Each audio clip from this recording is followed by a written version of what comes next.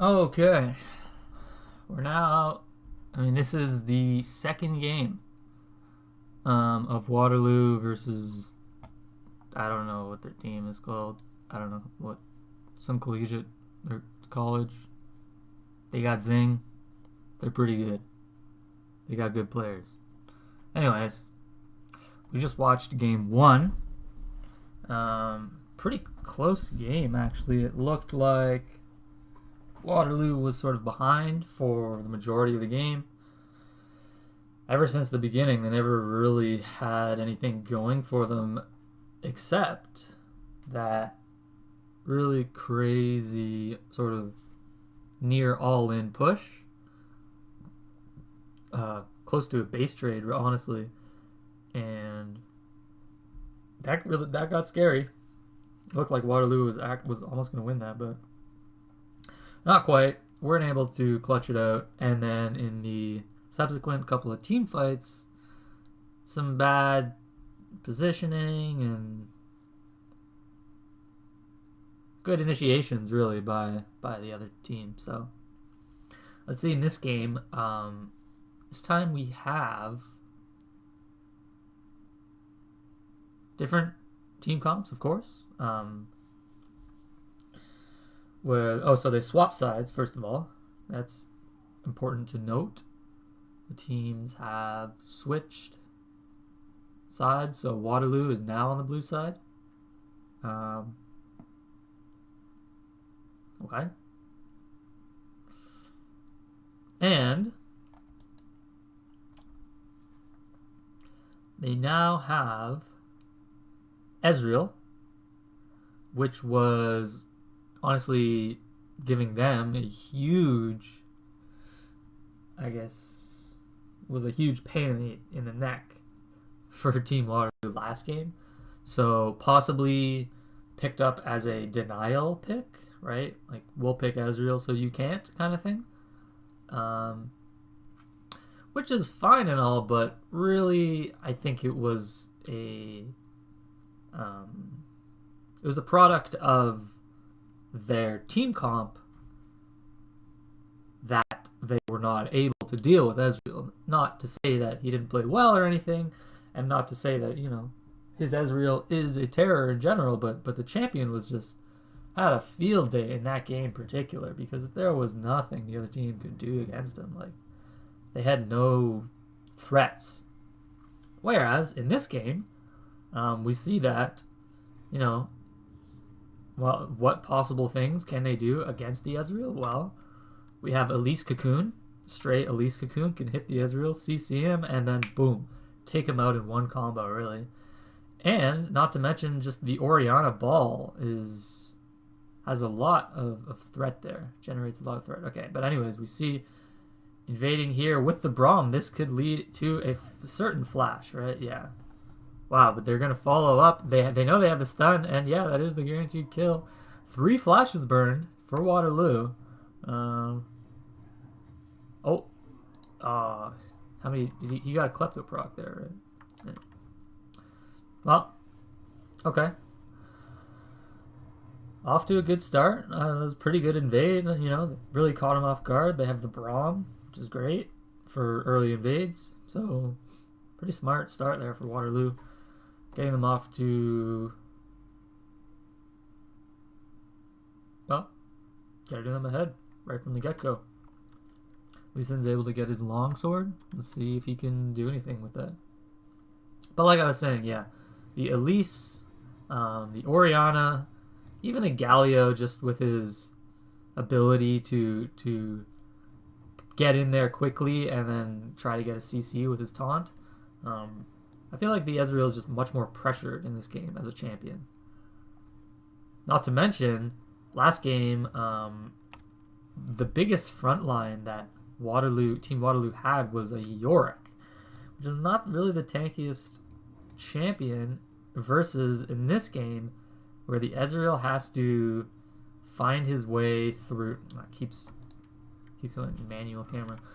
The Ezreal has to fight his way through a Sion front line and a Galio. So actually identical front line this game from the enemy team here. Galio Scion in the front. And yeah, actually they drafted pretty similar team comp. They just have Elise in the jungle instead of Kha'Zix. Sorry, I had a sneeze there. So Elise instead of Kha'Zix as their sort of assassin type damage. And meanwhile, gank in the mid lane and actually get the kill there. Shit, I didn't see that. Let me go back 15 seconds. Classic spectator. So what happens here? It looks like, no way. He just didn't decide, he didn't flash. Weird that he didn't flash the Swain W because he was slowed because of it.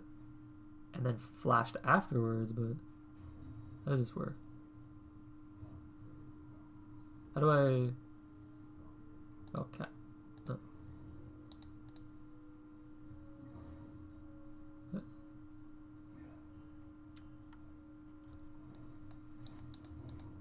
Is this up to speed? I don't know, anyways. I am not the best spectator. But wait a minute, what? What happened? Jax died. Top lane. Shit. I think, yeah, it looks like Sion got a solo kill on him. So that sucks, but oh well. Very strong start for Lee Sin. And it's funny, almost identical to last game. The other team, the red team in this situation, hard pushing the bottom lane and really getting an advantage there. The Ezreal decided not to bring TP in this game. Rather, it's Waterloo's Ezreal this time. And they don't have TP, so not able to sort of take advantage of those back timings. But red team tried to go for a dragon, and they did get pressured out of doing it. So, ooh, an all in here from the Swain. This looks really good. Yeah, he's gonna get the kill. Nice. So great work by Swain, by Captain Shrimps. But can he dodge this follow-up gank? It looks like no. The return kill will go to Elise. So pretty good there. It does get the flash out, but but of course they take advantage. They know Elise is mid, and they're able to get the Infernal Dragon. So really still looking like a pretty good start for Waterloo. Absolutely a good start here. In this case, they are the ones just sort of looking to scale up with their Ezreal. And at the same time, they have a lot more, I would say, like skirmishing power. Just with Jax, Lee Sin, Swain.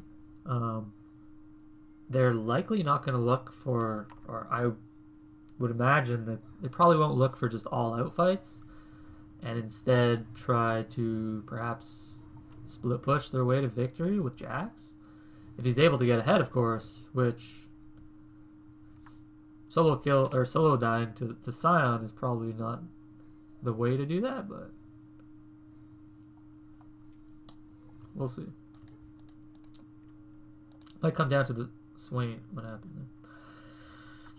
Might come down to what Swain is able to do here.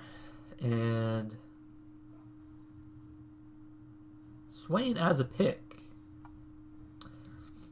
is pretty unique in that in how his passive works. Obviously, he's able to follow up CC with his passive.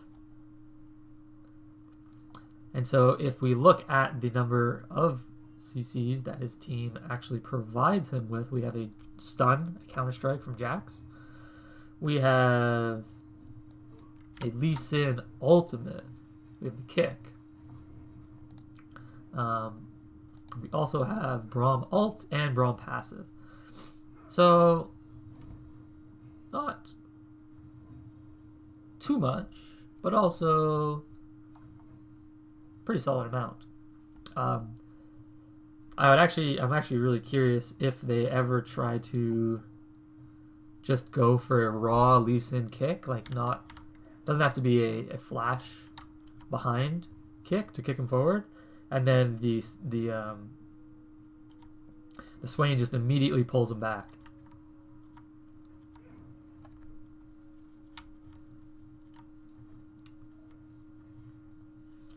I think Zombie Award is pretty good.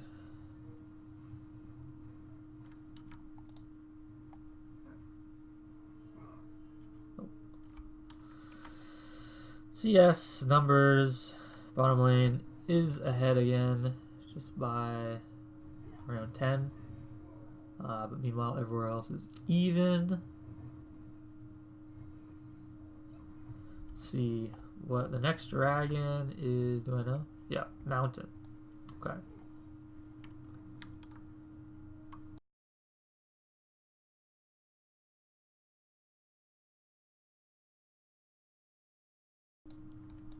Sorry, I had to mute myself there. Okay. Both mid laners have blue buff. And Swain at this point really is looking to just finish his Rod of Ages as soon as possible. Which will allow him to get the stacks up and really become quite the terror in this game. Looks like they... Oof. Wow, yeah. Miss out on the play. Swain pops the ult, but Lee Sin is in trouble. He actually dies. Damn. And the Galio is able to follow up. Swain is in trouble here. He will die. Ooh. Really well played there by Orianna, actually. And narrowly avoids that gank. Like if that Swain E hits, he is done for. But they end up turning it around, and actually a huge blow to Waterloo there. So that play, I think, will have huge repercussions.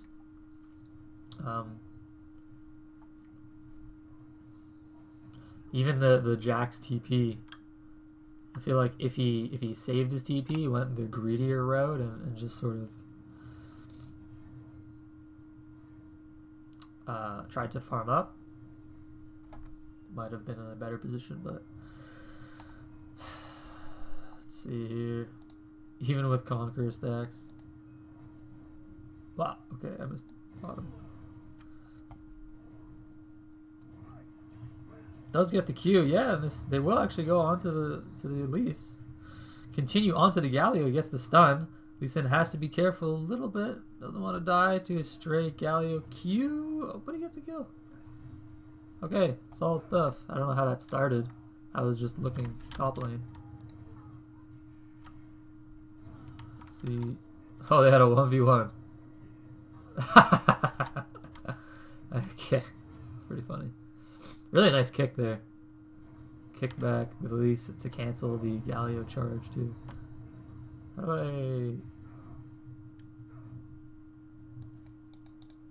I don't know how to speed it up, actually. Alright, then. Okay. And they get the second dragon. So, after, all is said and done, Waterloo still in a pretty good spot right now. See the Mirror Mana Moon. I don't know if this is on route to be completed fast, but we'll see. I like the Ezreal build last game with the triple sapphire crystal thing. That was really funny. But okay, they're just using their pressure here to force down all these objectives. It's like a pretty smart play, but will this Ezreal get punished because of it? I think he probably should ult this wave, right? Is he gonna ult this? No?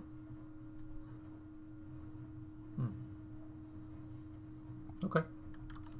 I guess the Braum is coming back bottom. I think what they might have actually been able to do is pressure down and force the Rift Herald with 4 people there.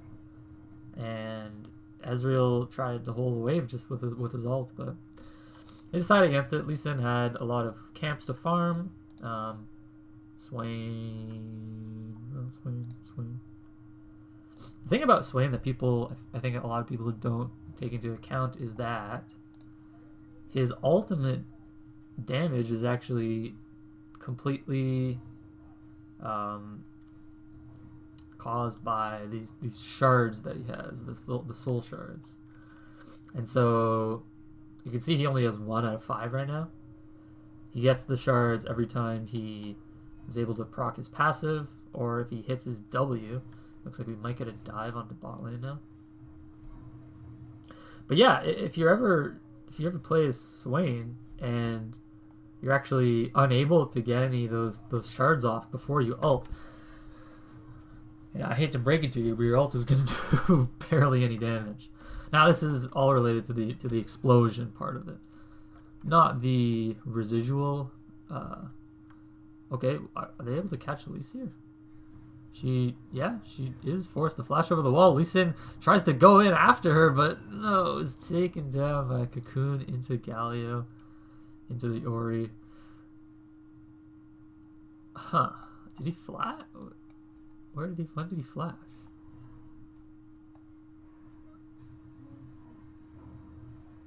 Nice trade onto Orianna. What is the Swain's keystone actually? Oh, it does have Electrocute. Nice. I really like Electrocute on Swain. But okay, now he might go for the dive. Okay, nice dodge by Ezreal. Braum does get the Unbreakable up. Nice. And he gets the ult off, but it wasn't actually enough. Elise is able to tank it out. And okay, they do force out the heal, but she's able to tank tower and then repel afterwards. I really thought the Ezreal might not have gone down there. It was pretty close, but I think he took a little bit too much residual damage from Ignite and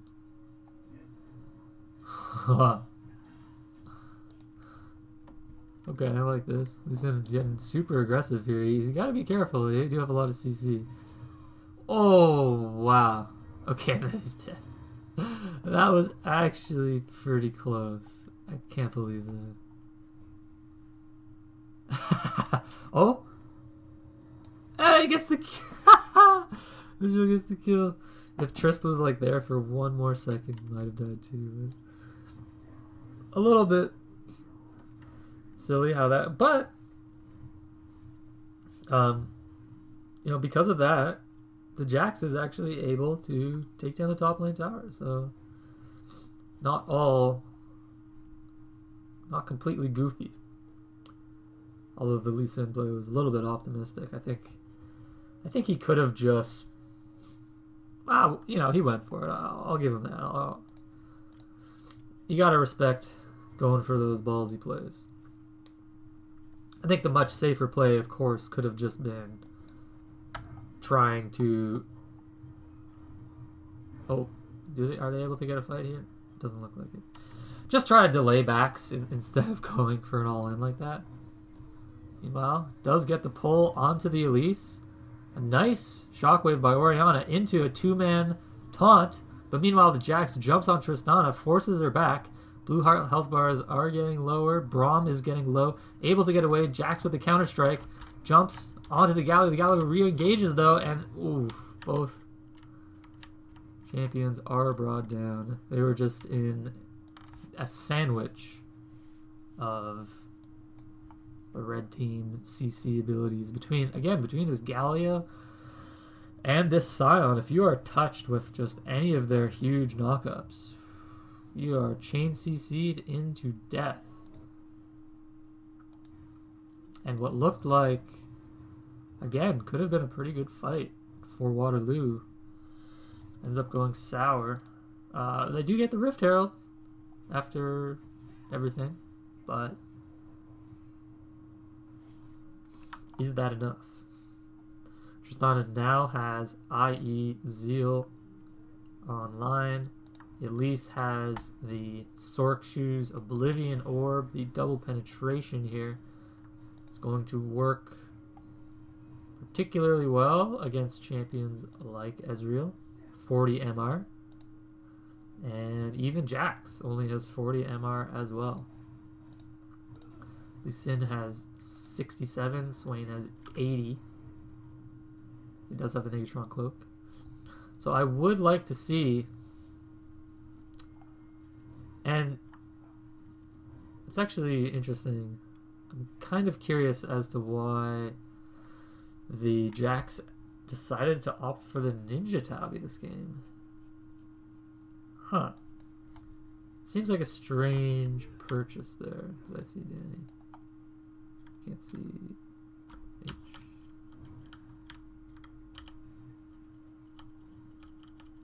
V Scion. Oh. Did he get 1v1 by Scion? Is that what happened? Or what? Nah, anyways. Yeah, no, I think it's weird that the Jax has Ninja Tabi against this team. I would have preferred to see Merc Treads, and that would have not only helped him against just the chain CC this team has, but also against that damage from Elise and Orianna.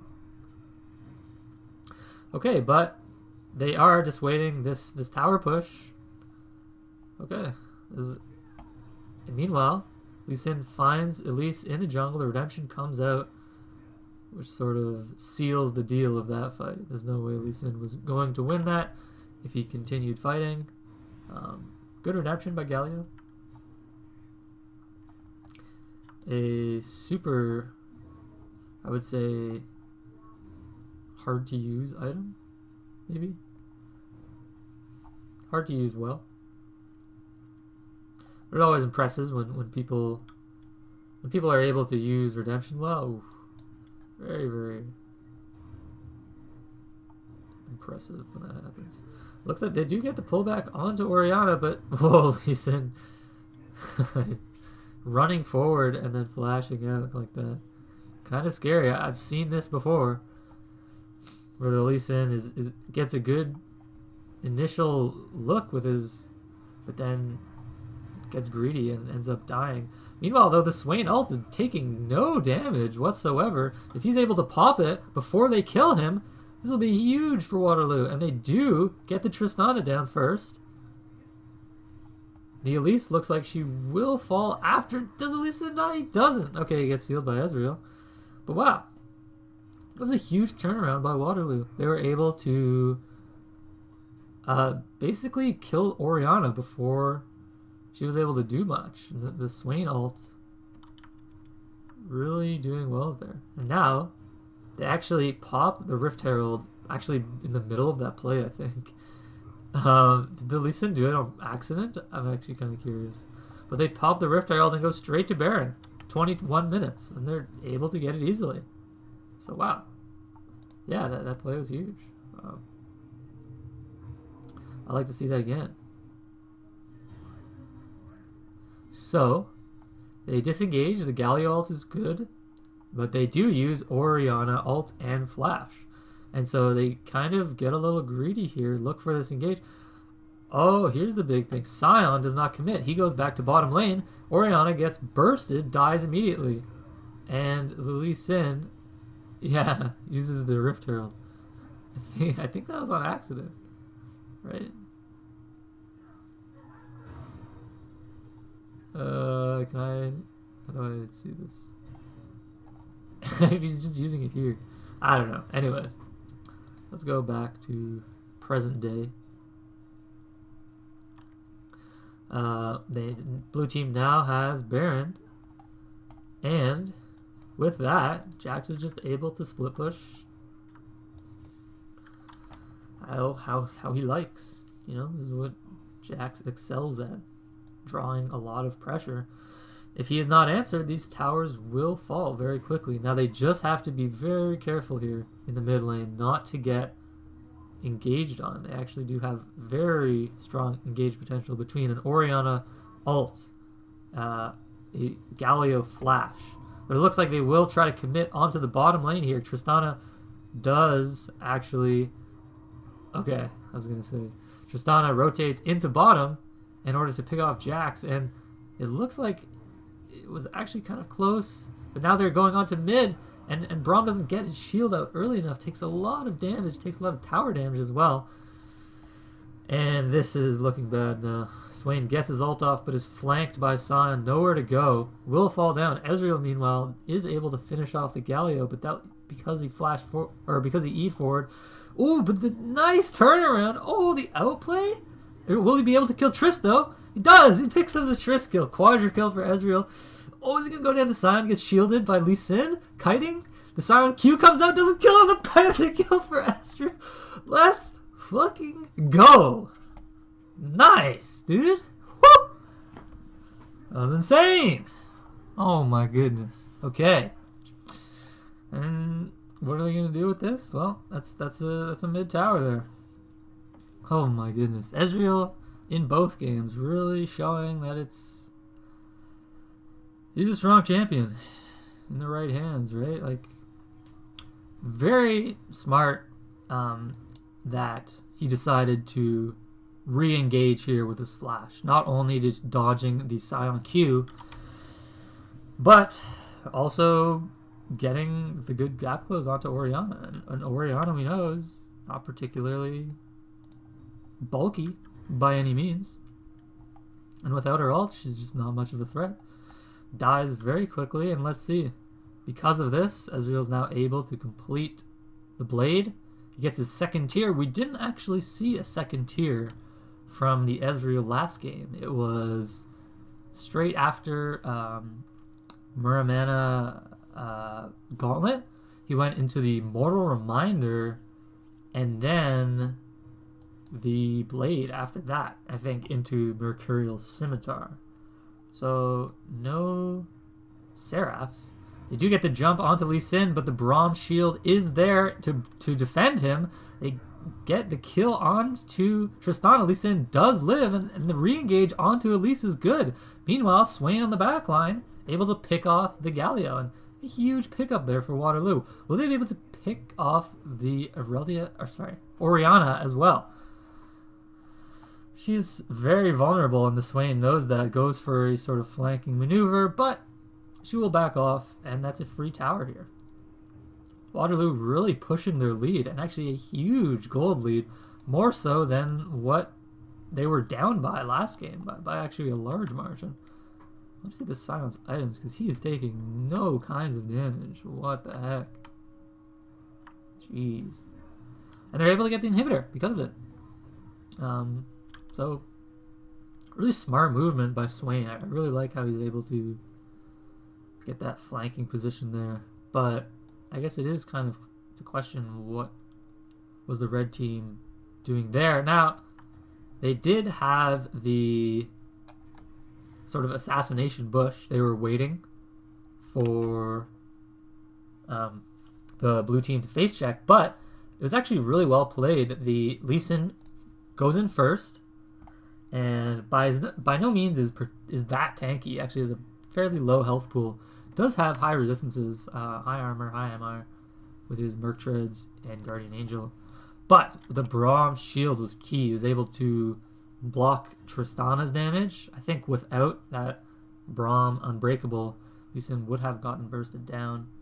The Guardian Angel would have been procced. The fight would have been a lot different, but after all is said and done, we still have an incredibly tanky Sion. And the Jax, it looks like, is interesting, opting not to split push. He's actually looking into mid lane, and because this is actually because a fight breaks out, Jax is able to jump onto the Tristana, who's forced to use his ult immediately. Swain in the front line, doing so much damage to Orianna. Meanwhile, Sion is just able to, well, he tanks a little bit of damage, but not able to get anything done. They are able, wow, to pick up all these kills here, and are they going to go? It looks like they're going for the end here, yeah. The Baron is up, but they say, no, we have 25 seconds on the lowest timer. We have your inhib down, 2 super minions here, and I think with only Gallia, okay, this is absolutely the right call. There's no way they can defend this. 10 seconds on the clock for Orianna, but these structures are falling quickly, and wow, very, very nice game out of Waterloo. Really just able to outplay them in fights. I think what it came down to, yeah, was that was nice. You just got outplayed in the fights. And I think a huge factor in this game was the Swain doing really well, landing his E's, able to catch people. In fact, the Swain and the Lee Sin together, very, very strong combination there. And they were able to, they bullied Orianna and got control of the mid part of the map, and so they were able to bring that pressure into a lot of dragons. They were able to pick up some dragons because of that. They took the Rift Herald as well. And off of a misplayed dive, because of the Scion did not commit to it, he is actually getting pressured by the Jack split push. They were able to convert that into Baron and then a pentakill. Well, so that is game 2. Very exciting game there with that pentakill. Yeah, we'll see game 3 coming up soon.